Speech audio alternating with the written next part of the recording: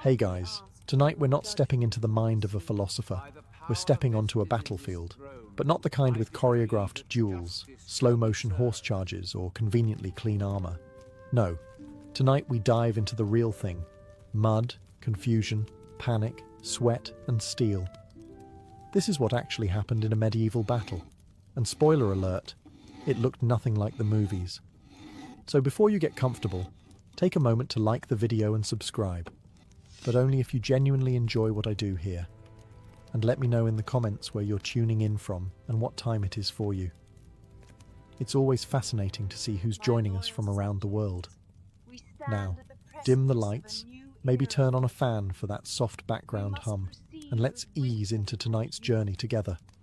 You awaken to the sound of something between a horn and a man screaming the word march like it owes him money. There is no snooze button. There is no mattress. There is only the damp, cold earth and the deep spiritual ache of having slept in your armor. You try to stretch, but immediately regret it. Your chainmail has become one with your body like a clingy X. Around you, a dozen other soldiers are waking up, each with the same look of regret and trench foot. One guy's still asleep with his head on a helmet full of rainwater. Another is trying to pull a slug out of his boot with a dagger. You're not sure if you should eat breakfast or apologize to your organs in advance. Breakfast, by the way, is what we'd call historically significant disappointment.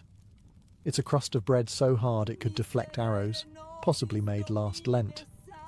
You chew slowly, not because you're savoring it, but because your jaw is still sore from yesterday's feast, which included meat of questionable origin, and something that may have once been a vegetable. You wash it down with warm ale, because medieval water was a game of bacterial roulette. There's no time for grooming. Not that it matters. You haven't seen your own face in weeks, and frankly, that's for the best. You splash a handful of swamp water on your cheeks for the illusion of hygiene, then strap on gear that smells like it's been fermenting in fear. Then come the orders. Form up! Move out! Yelled by someone on a horse who clearly hasn't walked a mile in his life. The army stirs. Men grumble, armor clanks, and someone is already limping from stepping on a pointy rock while barefoot. The mud sucks at your boots like it's trying to claim your soul. You haven't even made contact with the enemy yet, and you're already exhausted, damp, hungry, and vaguely regretting your entire life. And you know what the worst part is? This is one of the good mornings. The command is given, march. And so you do. Not because you want to, but because the alternative is staying behind and getting accused of desertion, which usually ends with something being chopped off. So you trudge forward, one squelching, miserable footstep at a time. The ground is less earth and more moist despair. Mud is a given. But this is no ordinary mud. It's the kind that sucks at your boots like it's trying to steal your soul, or at least your left foot. You stop to adjust a strap and instantly fall behind, drawing glares from the man behind you, whose face says, "I will eat you if this slows me down again." Armor, it turns out, was not designed for hiking. It creaks, it pinches, and it rubs in places you didn't even know had skin. Your shoulders ache, your thighs burn, and your inner thighs are forming an alliance against you with every clanking step. You are essentially a walking iron sausage being slow roasted in your own sweat. The air smells like livestock, cheap onions, and fear. Someone ahead passes gas with the kind of force that suggests they lost a battle with last night's turnip stew. You try to breathe through your mouth, but immediately regret that decision too. You pass a dead hedgehog, a broken cart, and what might be a toe. No one stops. Stopping is for people who enjoy being yelled at. The sergeant yells anyway. He doesn't stop yelling. It's his entire personality now. Morale is non-existent. Some men sing war songs to cope, others mutter prayers. One guy in the back just screams into the wind. No one stops him. Honestly, it helps. At one point you think, maybe the enemy will surrender before we get there. Then you remember, they're probably thinking the same thing. Which means this is going to end with someone panicking, everyone stabbing, and you trying to remember which end of the spear goes where. After hours, a hill appears. Of course it does. Every medieval battle takes place at the top of a stupid hill. As you begin the ascent, someone slips and rolls down. No one helps. They're better off now. And still, you march. Eventually, you arrive at the place where you'll not sleep tonight. The battle camp. It's less base of operations and more organised outbreak. There are tents, sure, if you're nobility. The rest of you get a patch of mud slightly less cursed than the rest. You stake your spot by collapsing on the ground and calling it a bed. Your neighbour does the same. Congratulations, you've started a trench community. The smell hits you next. A horrifying cocktail of wet wool, unwashed bodies, fermented boots, and whatever is rotting near the food cart. There's a buzz in the air, not excitement, just flies. Thousands of them. Some of them have names now. You've made peace with that. Then there's the latrine, and by latrine we mean a shallow hole in the ground that was dug in haste and regret. Privacy? None. Smell? Biblical. You try not to look anyone in the eyes during your visit. Everyone's dignity has already fled. You're handed a bowl of stew. It's grey. That's the only flavour. Grey. You ask what's in it, and the cook makes eye contact for 5 uncomfortable seconds before walking away. You eat it anyway because you're starving, and you hope whatever meat is in there didn't have a name 2 hours ago. Some men are sharpening weapons. Others are playing dice. A few are praying very loudly, not out of devotion, but to make sure everyone sees that they're praying, just in case God's offering extra protection to the dramatic ones. Then there's the sounds. Hacking coughs, distant weeping, a man singing off-key about bread, and somewhere, someone trying to play a lute like it's a weapon. You hear a knight bark an order. He's clean. He smells like lavender. You hate him instantly. Night falls. You curl up in your damp cloak, lying next to a guy who snores like he swallowed a donkey. You try to sleep, but your brain's too busy imagining all the ways you could die tomorrow, or tonight, if that goat kicks you in your ribs again. And as you finally start to doze, a voice yells from the distance, "Form up at sunrise!" Fantastic. Another beautiful morning awaits. Dawn breaks, and with it comes the icy realization that you're going to die in a field. Probably soon. Possibly before lunch. You haven't even brushed your teeth. Not that you have a toothbrush, or any teeth worth saving. Trumpets sound. Men groan. You crawl out of your damp cocoon of lice-infested wool to find your comrades already pretending to be motivated. You line up, because standing in rows makes people feel slightly more in control of impending doom. It's a lie, but it's one you can shuffle into with numb feet and questionable bowel control.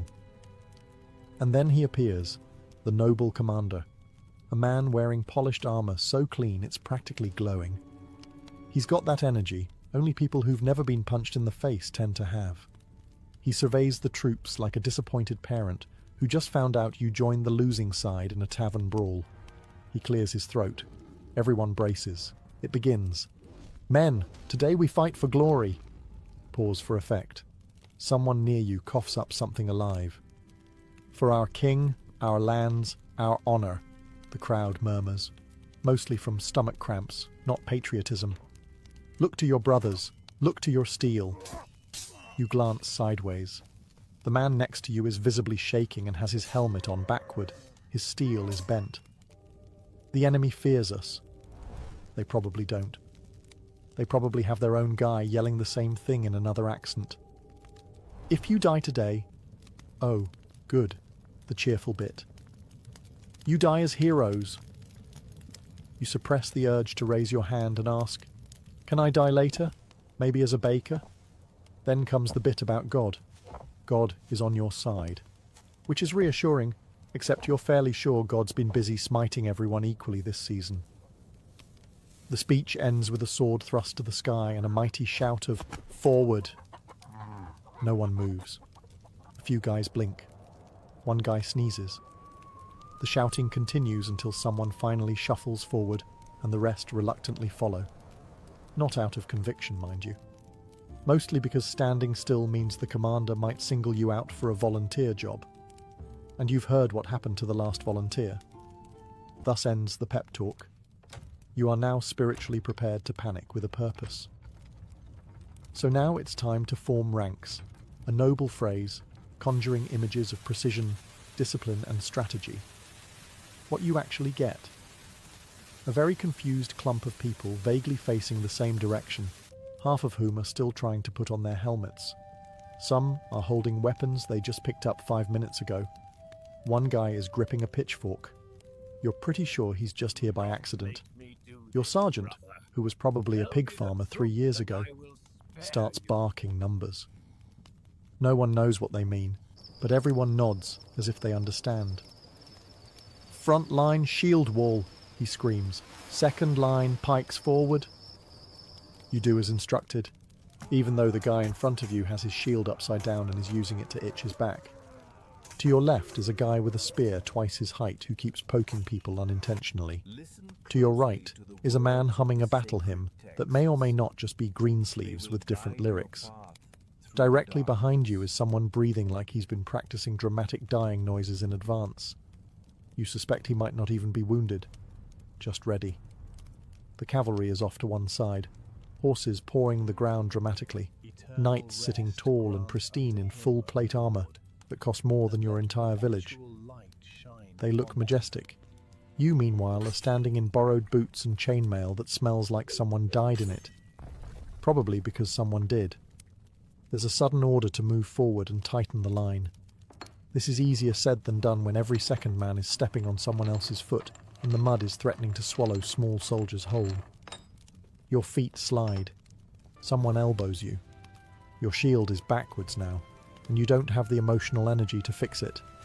Then comes the drumbeat, a slow, ominous thud that tells everyone it's about to start. Men start whispering prayers. One man starts quietly sobbing. You pretend not to notice, mostly because you're busy making your own peace with mortality.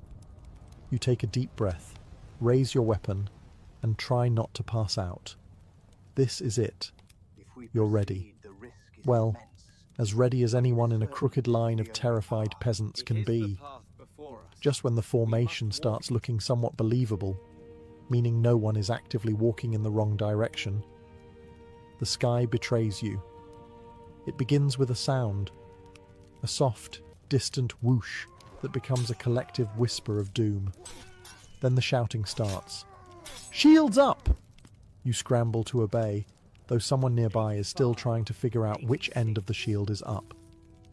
A moment later, the sky darkens, not with clouds, but with hundreds of tiny death sticks launched from the enemy's side with alarming enthusiasm. And then they fall. The arrows rain down with all the mercy of an angry god having a very bad day. The man 2 rows ahead of you drops instantly, an arrow sticking out of his shoulder like a forgotten quill. Someone screams. Someone else curses in Latin. Or maybe he was just sneezing. It's hard to tell through the panic. Here's what the movies don't show. Arrows don't glide gracefully into targets like ballerinas with sharp toes. They thud, crack, stick, and occasionally bounce off armour before embedding themselves in things not meant to be pierced, like feet, thighs, and whatever counts as emotional stability. You try to shrink behind your shield, which suddenly feels far too small and alarmingly homemade. An arrow clatters off it with a metallic clang, and you immediately decide that this shield is now your best friend. You mentally name it Gerald. You whisper promises to Gerald that if you survive, you'll never talk badly about its lopsided shape again. To your left, someone is cursing the archers. To your right, someone is being cursed, mostly because he forgot to duck.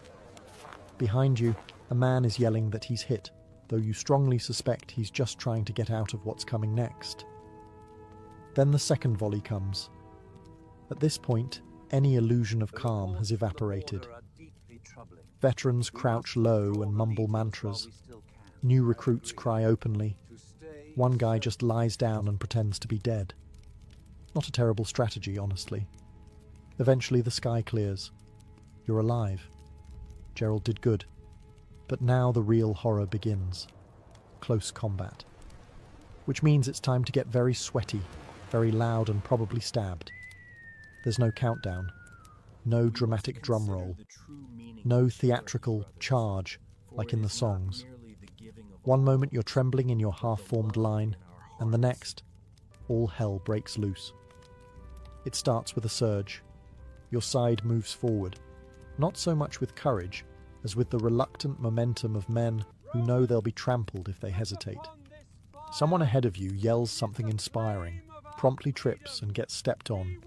You don't stop to help, not because you're cruel, but because you're fairly certain you'll join him if you do. And then you hit, literally. There's a collision. You slam into another human being like a sack of potatoes colliding with a sack of potatoes wearing sharp objects. Forget fancy swordplay. This is not a dance. This is a meat blender. You swing your weapon, maybe a sword, maybe an axe, maybe just a glorified kitchen tool. You don't aim. You don't have time. You flail. You hear metal crash against metal, wood shatter, men grunt, and someone nearby repeatedly yelling like it's a war chant. The fighting is close. Intimate, really. You are now deeply aware of the smell of the enemy. Sweat, fear, and onions. There is no such thing as personal space. There is only panic. At one point, you stab downward and hope it wasn't your own foot. Your helmet fogs up. You can't see. You can't breathe. Someone's shoulder slams into your ribs, and you both stumble sideways, gasping. There's blood on your gauntlet. Not yours, probably. Could be. Doesn't matter. A man swings at your head. You duck out of reflex. He hits someone else. You exchange a brief glance, half apology, half shrug. There's no time for blame, only surviving. You try to remember your training, but it mostly consisted of swing hard and don't die. So you keep swinging, occasionally hitting, mostly missing. Every now and then, someone falls. Sometimes they scream. Sometimes they go quiet instantly. You try not to look. This isn't a movie. This is a bar fight at the world's worst tavern with 500 angry men and no one to break it up. And it's just getting started. If you thought medieval battle would sound like the elegant clash of swords and heroic trumpets, you are breathtakingly mistaken. It sounds more like a livestock market colliding with a blacksmith shop during an earthquake. The first thing you notice is the screaming. It's constant, not just from the wounded, though there are plenty of those, but from the living. Men yell to psych themselves up. They yell because they've been stabbed. They yell because someone stepped on their foot, or because they forgot whose side they're on and are now swinging wildly at anything that moves, including a bush. You've got the shrill screams of young lads who should have stayed in the bakery, guttural bellows from big men with axes, and the high-pitched, borderline apologetic whimper of a guy realizing he's wearing the wrong team's colours. Somewhere behind the lines, someone's shouting, "Hold the line," with all the hope of a man yelling at the tide to stop. No one listens.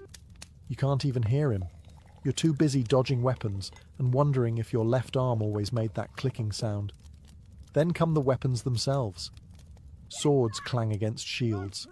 Maces make a dull, horrifying thump when they connect with something soft, usually a face. Arrows whistle past your ears with the precise sound of regret. Occasionally, a spear cracks through armor, and the resulting shriek makes your spine reconsider its commitment to standing upright. But the worst sound, it's not the screaming. It's not even the dying. It's the wet sounds. Yes, wet.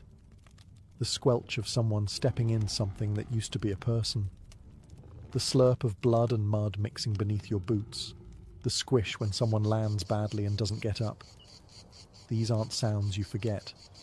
They take up permanent residence in your nightmares.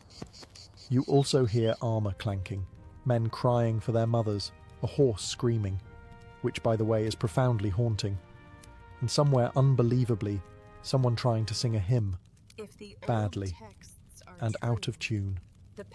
Amid it all, your ears start to ring, not from injury, just overload. You start to operate on instinct, because your brain's given up and gone on break. And still, the screaming continues.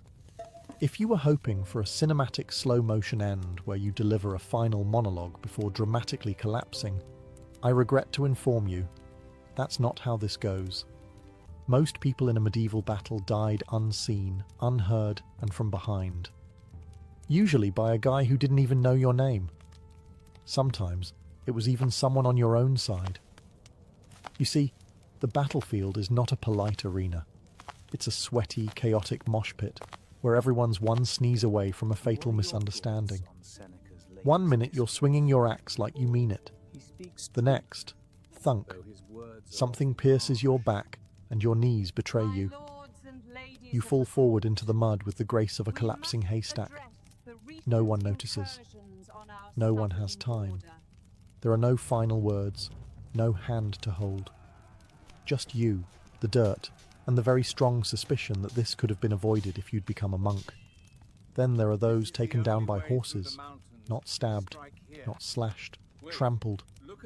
Nothing says ignoble death quite like becoming one with the soil beneath a panicked warhorse named Buttercup. And let's not forget the friendly fire. Not the kind with explosives, but the kind where a poorly trained militiaman swings a flail in a wide, hopeful arc and accidentally removes your ear. Or your head. Either way, you're remembered as that guy who stood a bit too close to Jeff. Some fall and are simply left behind. Whether unconscious, injured, or just deeply committed to pretending to be dead, they lie still while boots stomp past. Some of them live, some don't. It all depends on luck, mud, and whether a looter mistakes them for actual cargo. And sometimes it's insultingly random. A slipped foot on blood-soaked grass, a snapped ankle in a hole someone dug to poop in, or getting crushed under a panicked pile of men trying to flee but going the same direction.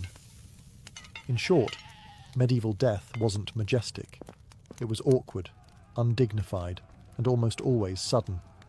Which is why, when a man survives, he's not celebrated for his bravery, but for his sheer, dumb luck. Movies make them look majestic. Galloping steeds ridden by chivalrous knights, charging nobly into battle like thunder given legs. In reality, horses in medieval combat were less glory machines and more unpredictable battering rams with anxiety issues. When cavalry charges, you don't hear trumpets, you hear rumbling. Not the poetic kind, the kind that makes your ribs vibrate and convinces your lower intestines it's time to evacuate. You glance up and see them. Enormous warhorses bearing down at speeds you didn't think possible from something that eats grass for a living. The knights look impressive from afar. Shimmering armour, fluttering banners, and fancy helmets that scream, "I paid extra for this." But up close, it's just screaming. From them, from the horses, from you. Because here's the thing, horses do not care about your formations. They do not respect personal space. And they do not distinguish between enemy and guy just trying to stay alive. If you're in their way, you're going to get flattened into something archaeologists will one day label regretful smear. One man gets run over, entirely, disappears beneath hooves and is never seen again. Another tries to grab a knight's leg, misses, and is kicked in the chest so hard he might now be legally classified as a belle. Some knights fall off. A surprising number, actually. Turns out, slippery mud and full plate armour don't mix. When they crash, the sound is somewhere between a pantry collapsing and a church bell being punched. They then lie there like confused beetles, flailing and cursing as they try to stand up before someone sticks them with something pointy. And don't think the horses are immune to chaos. One rears up dramatically, gets spooked by a flag, and bolts in the wrong direction, dragging its rider toward the latrines. Another simply refuses to move at all, which results in a shouting match between knight and horse that everyone awkwardly ignores. For infantry, there's only one rule: don't be under the horse. It's a rule everyone learns quickly, often the hard way. By the end, horses are bloodied, men are scattered, and whatever formation existed is now a tragic memory. And the cavalry? They'll probably do it all again tomorrow. At some point in the battle, after the arrows, after the screaming, after you've been accidentally elbowed by at least 3 people on your own side, you fall It might be from a shove, or tripping over a severed limb, or slipping on the world's slickest combination of blood, bile, and someone's recently spilled breakfast. Doesn't matter how it happens, you're down. And in medieval battle, falling down is not part of the choreography. It's a decision point. You now have about 3 seconds to make a very important choice. Get up and maybe die, or stay down and maybe die. Getting up is bold, noble even. Also, incredibly dangerous. Because standing up in a battlefield means becoming a very obvious, very upright target in a sea of distractions. You might get speared just for trying.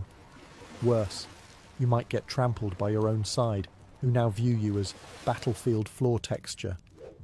On the other hand, staying down isn't exactly safe either. People fall on you. Horses stomp near you. Looters occasionally poke the bodies to see if they're dead or just trying really hard. And if someone figures out you're faking, they might get annoyed and fix the situation permanently. Still, many choose the dead possum method. Lie still, breathe shallow, and pray nobody steps on your spine. You listen to the chaos swirl around you, steel hitting steel, men crying out, the unmistakable wet splat of something ending poorly nearby. A man drops next to you. He doesn't move. You try not to look. And sometimes, it works. You survive by being the battlefield's most committed plank. Eventually the fight moves on. The noise fades, and you're still breathing. Victory, kind of. The problem is getting back up. Because now you're covered in grime, blood, unclear whos, and the subtle shame of surviving via corpse impersonation. When you do rise, assuming you're not part of a new human pile, you look around, dazed, bent, and smelling like a haunted boot. No one cheers, no one notices. You're just another body that didn't stay down, which, by medieval standards, makes you one of the lucky ones. The battle is over. You're not quite sure how it ended. There was no dramatic banner raised, no villainous general shouting "Retreat!" as trumpets blared. One moment it was chaos, the next, fewer screams, less clanging, more groaning. That's how you know it's done. The noise shifts from aggressive to exhausted. You look around, blinking through blood, hopefully not yours, and sweat. The field is littered with bodies, weapons, and the occasional boot that somehow separated from its owner and is now resting politely atop a rock. It's quiet, unsettlingly so. Someone mumbles, "We won," with all the enthusiasm of a man who just found out he gets to live, but only in a tent full of disease. Another guy is yelling, "Victory," while clutching his own arm, which is no longer fully attached. You nod in agreement, because technically, yes, you are upright, breathing, and mostly unperforated. That is victory. But the truth is, in medieval warfare, victory doesn't mean fanfare. It means not being dead yet.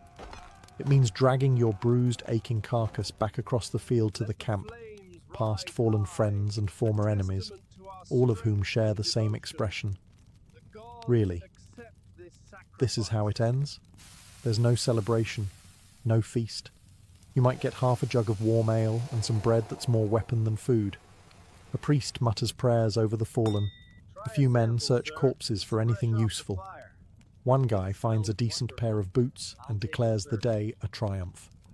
Your commander, somehow still clean, makes a speech about bravery and honour. You can't hear it. Your ears are still ringing, and your brain is busy focusing on more important things, like not collapsing. You think about the men who didn't make it. Then you think about your foot, which might be broken. Then you think about stew, and immediately regret it. But you're alive. Filthy, traumatized, possibly concussed, but alive. Which, in medieval terms, is what they call a resounding success. You sit down on a rock, exhale, and say the same thing every survivor of every medieval battle has ever whispered under their breath: never again. Then you get called back for another skirmish next week. After the swords are sheathed, and the groaning becomes the dominant battlefield soundtrack. It's time for the least glamorous phase of combat, cleanup.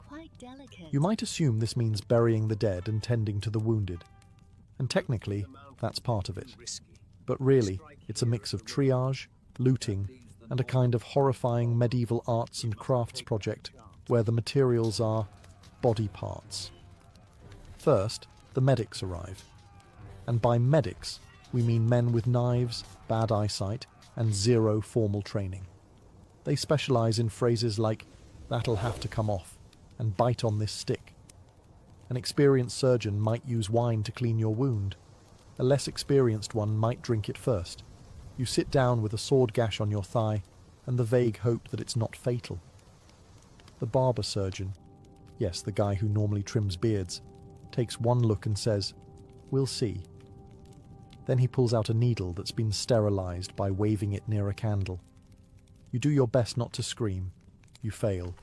Loudly. Meanwhile, bodies are being dragged into haphazard piles. Some are covered, most aren't. You recognize a face or two, but you don't linger. The smell is turning spiritual. Flies arrive en masse, excited for the all-you-can-eat buffet. One lands on your open wound. You swat it, then realize that's probably the cleanest thing you'll experience today. Other soldiers are salvaging equipment, which is a polite word for looting. They rummage through corpses for swords, helmets, shoes, anything not nailed down or still twitching. You don't judge. You do the same. You need new boots, and Gregor doesn't need his anymore. Sorry, Gregor. Some men dig shallow graves, others light pyres. One guy just sits quietly with a blank stare and a javelin still sticking out of his arm. You try to offer help. He declines. "It's mine now," he mutters. Wounds are bandaged. Some reopen 5 minutes later. Infection? Likely. Amputation? Probable. Death? Optional, depending on how lucky you feel and whether the flies take an interest. By nightfall, the battlefield has quieted. The living stumble back to camp, covered in mud, blood, and a growing suspicion that the worst is still ahead. And technically, they're right. You've survived. Technically. You've stumbled off the battlefield with all your limbs and just enough brain function to recognize your own boots, which may or may not have belonged to someone else this morning. Now it's time to rest. And by rest, we mean collapse somewhere vaguely dry and try not to cry. Back in camp, everything smells worse. Somehow. The scent of sweat, blood, bad stew, and cooked horse lingers in the air like a curse no one's brave enough to name. You find your spot, a patch of earth less swampy than the rest, and lie down with the grace of a dropped sack of onions. Around you, wounded men groan. Some scream. One sings, badly. Another one prays to at least 3 different gods, just to be safe. A soldier nearby is cleaning his blade with his shirt. He's still wearing it. The cook is ladling out what might be food. You approach and receive something in a bowl that is legally not soup, but emotionally still counts. It has the consistency of regret and the colour of don't ask. You eat it. You have no shame left. That was lost somewhere between the 5th arrow volley and watching a man get slapped to death by a disoriented warhorse. You try to sleep. It doesn't work. You're too sore, too itchy, and the guy next to you has started snoring with the intensity of a church organ falling down a hill. You shift positions 12 times and end up slightly wetter than when you started. You stare at the stars and wonder what you did wrong in a past life to deserve this one. Occasionally, someone limps in from the darkness, dragging a sword and muttering something about next time. There won't be a next time. There's always a next time. Your commander walks through camp, pretending to look concerned. His armor is still polished. He's not bleeding. You hate him a little more. And yet, you're alive. Your body's one massive bruise. Your brain feels like it's been boiled in onion ale. But you made it. This is what passes for downtime in medieval war. Tomorrow the cleanup continues. Or worse, marching. Again. Surviving a medieval battle doesn't earn you peace. What it does earn you is a seat around the fire, a lukewarm mug of something vaguely alcoholic, and the right to start rewriting history before your bruises even finish forming. This is how it always ends. Not with a noble ceremony or a bard singing songs of your heroism. No. It ends with a bunch of filthy, traumatized men sitting on damp logs, trying to one-up each other with stories that get more questionable by the minute. You listen as a man swears he personally took down 6 knights with nothing but a frying pan. Another claims he caught an arrow mid-air and threw it back. Someone else says he faced off with a war elephant. In France, where there are no elephants. You nod. You sip. You lie a little too. In your version, you didn't trip over a corpse and scream. You strategically repositioned. The part where you tried to crawl into a shrub to avoid cavalry, that becomes a stealth maneuver. You skip the moment where you begged a squire to hold your hand during the arrow storm, because everyone here is doing the same thing, turning trauma into legend. It's not about ego, it's survival. If you can laugh about it, maybe it didn't scar you permanently. If you tell the story well enough, maybe it'll drown out the actual memories, the smell of burnt flesh, the look in a dying man's eyes, the sound of metal hitting bone. By now, someone's roasting a questionable piece of meat, and no one's asking questions. Laughter bubbles up, dry and slightly desperate. A man plays a lute that's missing 2 strings. The tune is off, but no one cares. A woman, a camp follower, patches a sleeve and hums like the world outside the fire's glow doesn't exist. You stare into the flames and think, you lived through it. Barely. Accidentally. Miraculously. Soon, you'll be on the road again, off to another fight, another glorious encounter. But for now, there's warmth. There's bread. There's the camaraderie of men who know exactly how much of your story is false, because theirs is too, and for one night at least, that's enough. Centuries before the Great Wall became a continuous monument slicing across northern China, the landscape was a chaotic checkerboard of kingdoms, each with their own ambitions and anxieties. This was the Warring States period, a time of relentless conflict, when 7 powerful states clawed and bled for dominance over the Chinese heartland. These kingdoms, constantly at odds with one another, had little reason to cooperate. Instead, they raised individual walls, local, makeshift defences built from tamped earth, stones, and timber. These early fortifications were not part of some grand unified plan. They were desperate measures, the equivalent of drawing a line in the sand and daring your rival to cross it. More than barriers, they were statements of power. This is mine. Try and take it. But it wasn't just rival kingdoms they feared. To the north, beyond the cultivated fields and river valleys, roamed nomadic tribes, the Xiongnu chief among them, skilled horsemen who moved like ghosts across the steppes, raiding and vanishing before retaliation could even be organized. These raids weren't just inconvenient, they were existential threats. Livestock stolen, villages burned, and trade routes severed. The scattered states had little choice but to try and wall off the wild. The earliest of these regional barriers stretched for miles, but they were fragile, hastily constructed with rammed earth or layers of brush and mud. Some were reinforced with wooden stakes or crude stone blocks, but few were built to last. What they lacked in permanence, they made up for in manpower. Tens of thousands of peasants, conscripts and prisoners were thrown into the grueling work, often with no choice and no rest. These isolated walls were often poorly maintained, crumbling in the face of time and weather. Still, they represented the beginning of an idea, that China's northern frontier could be tamed not through negotiation or diplomacy, but through sheer will and wall building. No single king envisioned the Great Wall as we know it today. That dream of unification, of a singular barrier stretching across the spine of China, would come later, with the rise of an emperor who craved not just power, but eternity in stone. And so, amid dust and blood, the groundwork was laid, not for a wall, but for a legend. In 221 BCE, after centuries of chaos, a single man did what no one before him had: unite all of China. His name was Qin Shi Huang, the first emperor of the Qin dynasty, and he didn't just want to rule, he wanted to redefine the landscape itself. Where others saw a fractured region stitched together by war, he saw the beginnings of an empire. And to protect it, he needed something colossal. One of his first decrees as emperor was to link and expand the existing regional walls built during the Warring States period.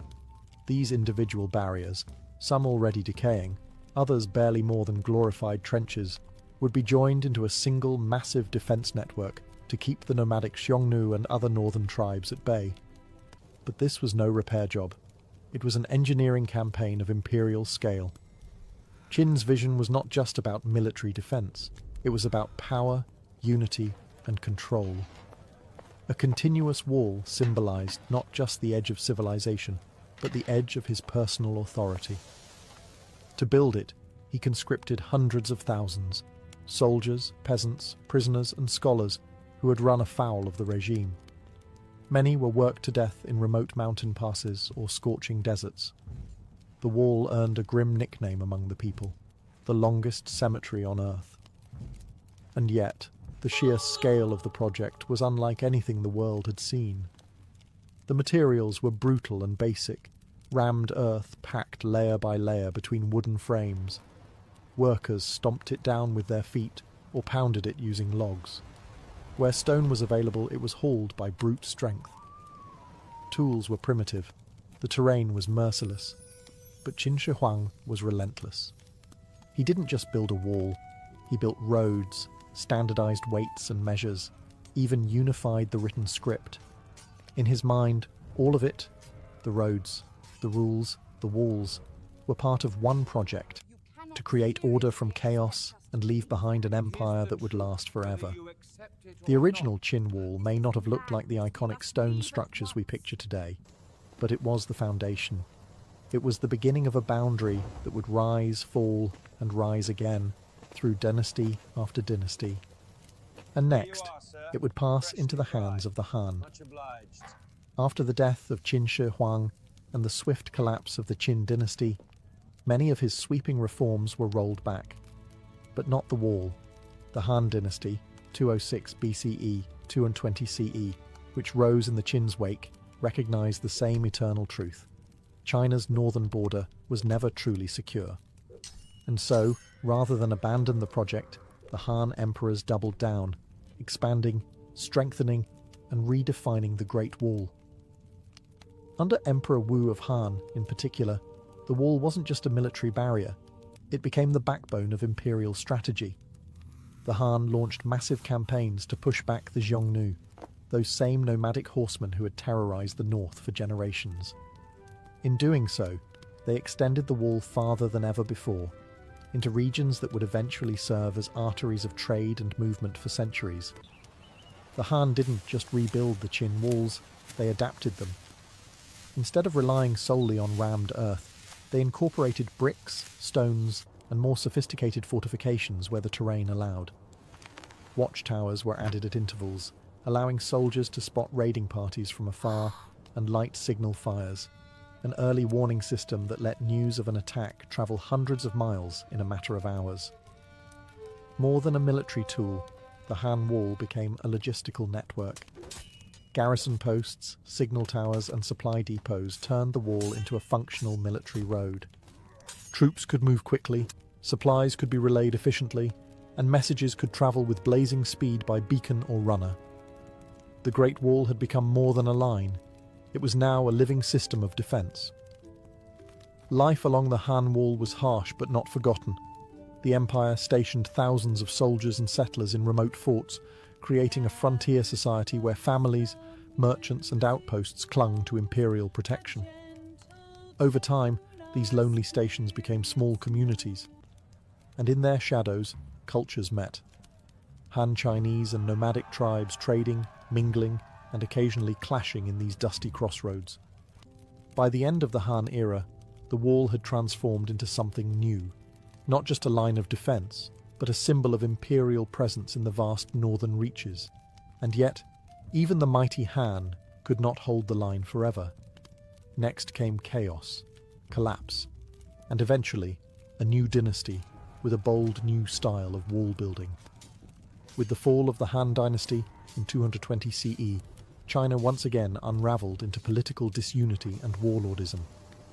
What had been a powerful, centralized empire splintered into rival kingdoms during the Three Kingdoms period, followed by centuries of instability.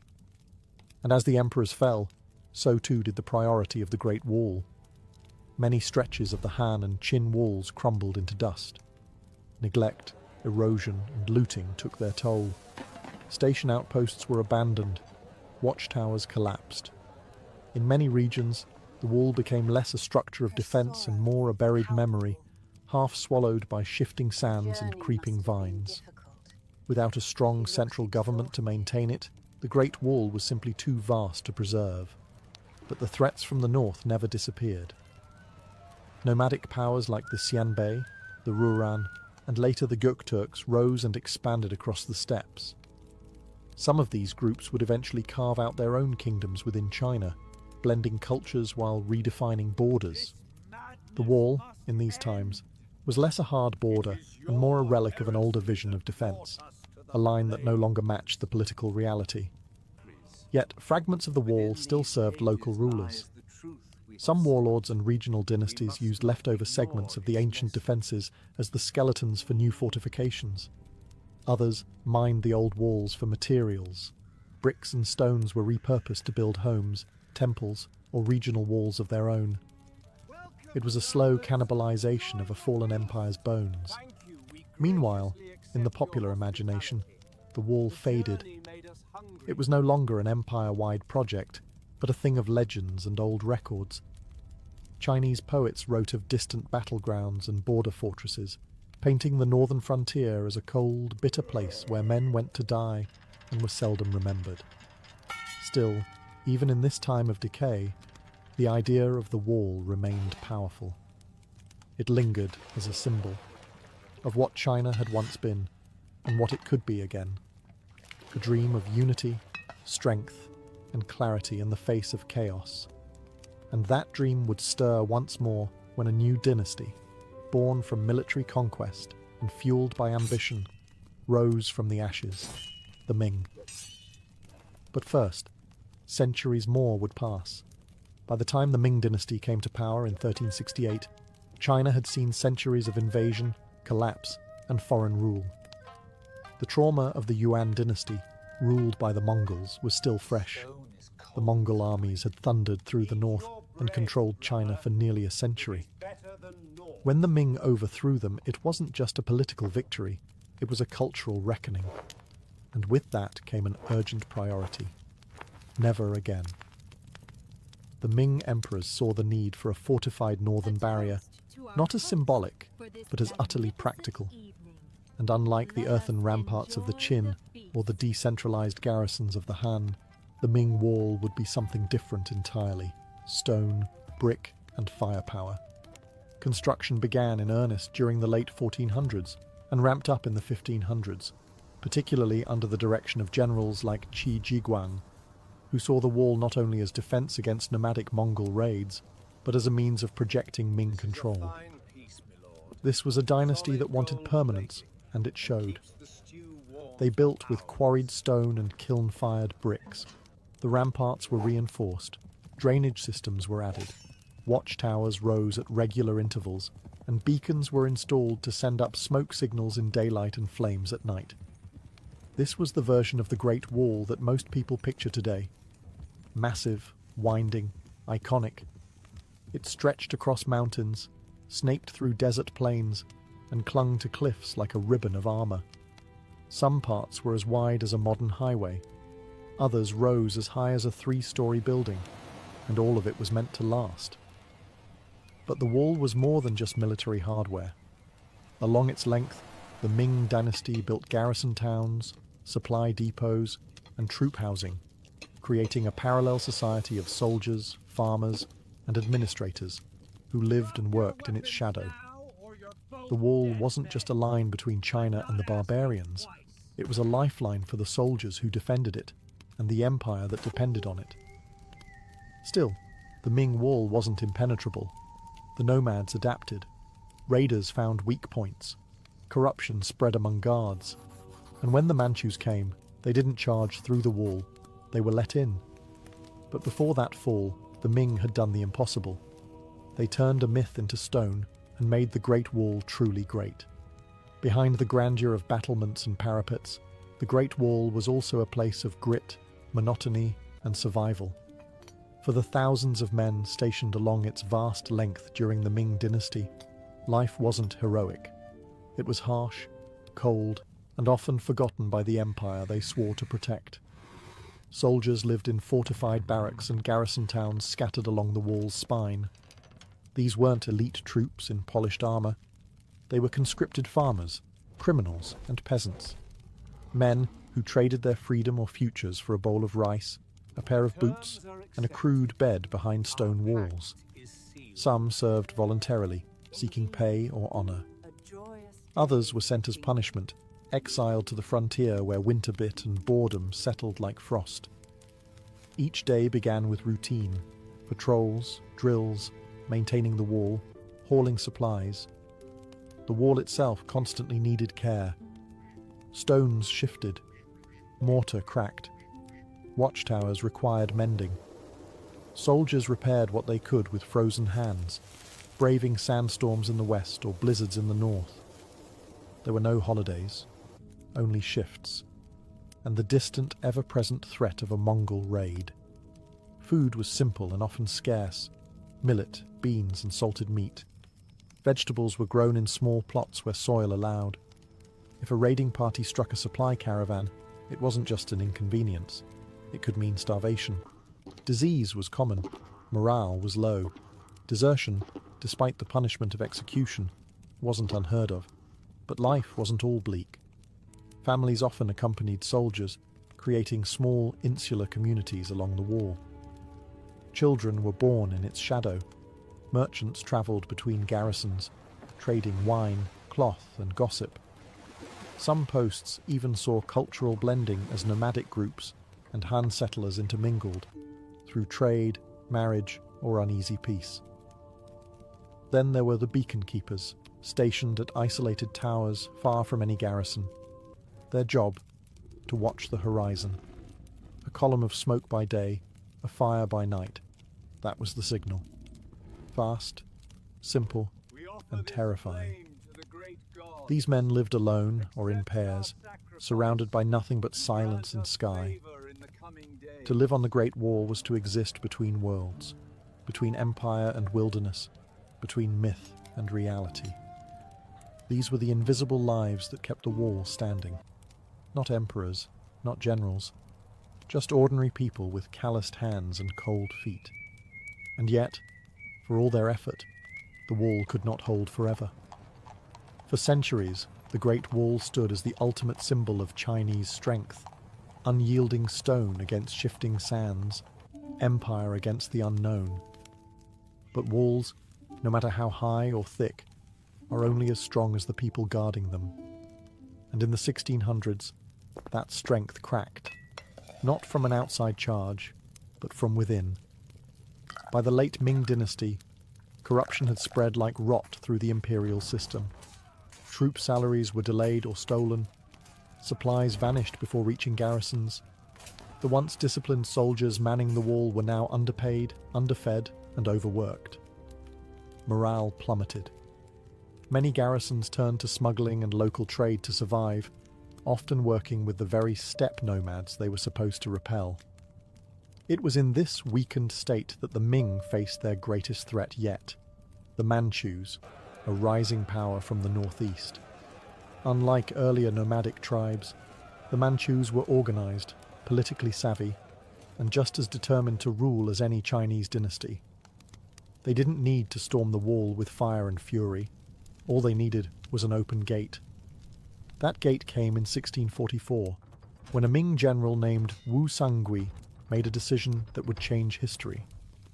Faced with a peasant rebellion that had already seized Beijing, and with his own forces outmatched, Wu opened the Shanhai Pass, one of the most critical entries through the wall, to the Manchu army. He hoped they would help suppress the rebellion. Instead, they took the capital and founded a new dynasty, the Qing. In one stroke, the Great Wall's entire purpose collapsed. It had not been conquered. It had been bypassed, betrayed by those it was meant to protect. The wall could not defend against shifting loyalties, desperation, or political convenience. Under the Qing, the Great Wall faded from strategic importance. The empire expanded deep into the north, pushing past the barrier that once marked the edge of civilization. The wall was no longer a frontier. It was a relic, a memory of a different world. And so the Great Wall, which had taken centuries to build, was rendered obsolete in a single moment of human error. No breach, no siege, just a key in the wrong hands. But legends rarely die so easily. After the Manchus took power and the Qing dynasty expanded China's borders well beyond the wall, the once mighty fortification began to fade, not with a crash, but with a whisper. It was no longer a military necessity. Trade routes bypassed it. New fortresses were built deeper into the frontier. The Great Wall, that colossal symbol of imperial resolve, simply became irrelevant.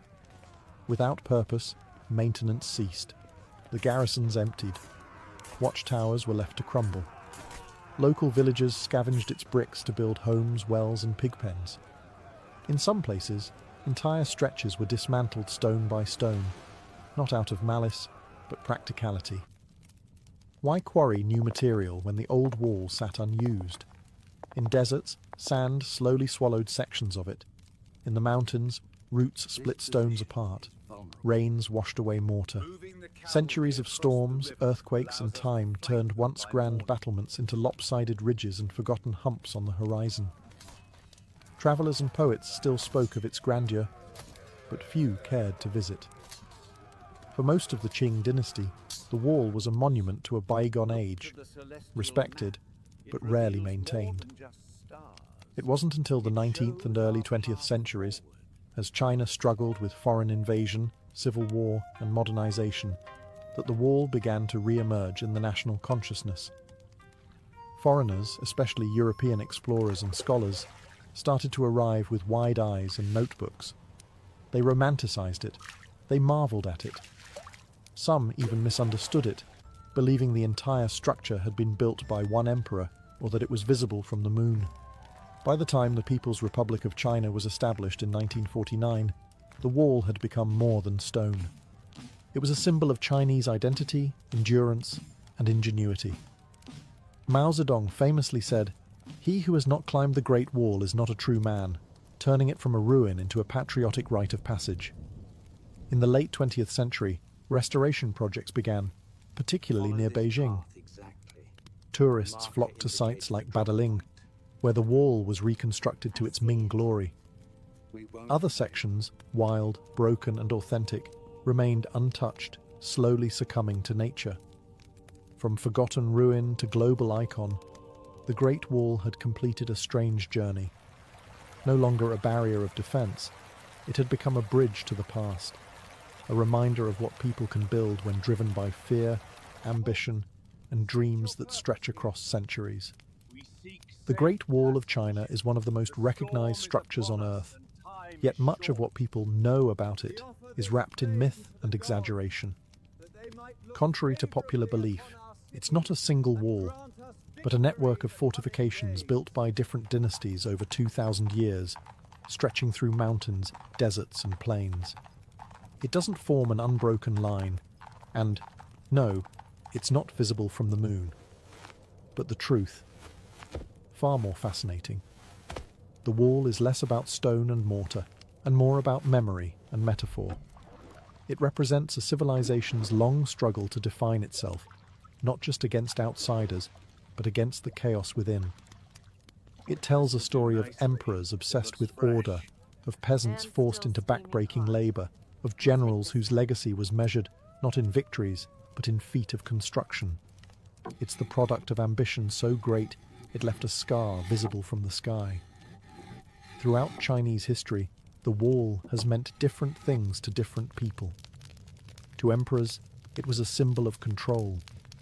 To soldiers, it was a prison of duty. To poets, it was a lonely place, echoing with the wind and the weight of separation.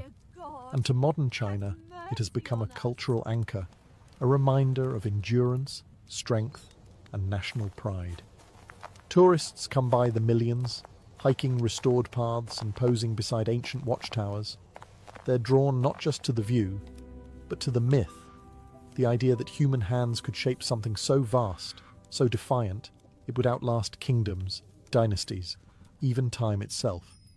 And in many ways, it has. Yet large portions of the wall remain in ruins. Over 30% has already disappeared, eroded, or dismantled. Preservation is now a race against weather, development, and neglect. The challenge today is not to build the wall, but to remember and protect what remains, to preserve a past that stretches over continents and centuries. In the end, the Great Wall was never truly about keeping enemies out. It was about drawing a line between civilization and wilderness, between empire and uncertainty, between what was known and what was feared. And in doing so, it became something greater than defense. It became legend. Stone by stone, story by story, the wall still stands. Not just in the hills of northern China, but in the imagination of the world. The year was 1860, and America was a country on the brink of both greatness and collapse. With the rumble of civil war on the horizon and gold fever gripping California, one thing was painfully clear. The United States was growing faster than its communication lines could keep up. The East Coast was buzzing with telegram wires and railroads, but the West, it might as well have been another continent. Sending a letter from St. Joseph, Missouri, to Sacramento, California, could take 3 to 4 weeks, on a good day. That was, of course, assuming the stagecoaches weren't held up by snow, bandits, or the casual collapse of a rickety bridge. And in a country obsessed with manifest destiny, waiting a month to hear if your shipment of gold had made it, or whether Lincoln had been nominated, was unacceptable. The government had tried alternatives, steamships around Cape Horn, or via the Panama Isthmus, both risky, expensive, and painfully slow. But the West needed real-time updates, not news that was already outdated by the time it arrived. What the country needed was speed, and preferably something that didn't involve a 6-month cruise around South America. Enter the Pony Express, a bold, reckless, and some might say wildly impractical idea. The concept was simple. Put a chain of young, lightweight riders on horseback, racing day and night across nearly 2,000 miles of rugged terrain. Relay stations would be placed every 10-15 miles, fresh horses swapped in minutes, and no one stopped. Rain, snow, or arrows be damned. Letters would now travel from Missouri to California in under 10 days. It sounded crazy, but then again, so did building a transcontinental railroad, and look how that turned out. This wasn't just about delivering mail. It was about proving that the American frontier could be conquered with grit, courage, and a lot of saddle sores. It was about shrinking a sprawling, chaotic country into something that felt just a little more connected. And at the center of it all stood a ragtag team of businessmen, teenage riders, and weary station masters, about to make history on horseback. But as fast as it rose, the Pony Express would soon find itself racing against something it couldn't outrun: the speed of light itself. The brains behind the Pony Express weren't wild cowboys or government officials. They were businessmen, ruthless, ambitious, and maybe a little desperate. William H. Russell, Alexander Majors, and William B. Waddell were already knee-deep in the overland freight business. They ran supply lines to army posts across the West, hauling everything from barrels of flour to military cannons through Indian Territory and barren plains. But contracts were drying up, and the economy was shaky. So they did what all great capitalists do when cornered. They gambled. Their new plan? Launch the fastest mail service in American history and land a juicy government deal to make it profitable. They called it the Central Overland California and Pikes Peak Express Company, which, let's be honest, doesn't exactly roll off the tongue. The newspapers and public quickly gave it a more thrilling name, the Pony Express. This wasn't just a logistical venture, it was an all-out sprint across hell. The route stretched nearly 2,000 miles from St. Joseph, Missouri to Sacramento, California, cutting through the unforgiving heart of the American wilderness. There were mountain passes in the Rockies that swallowed wagon trains whole.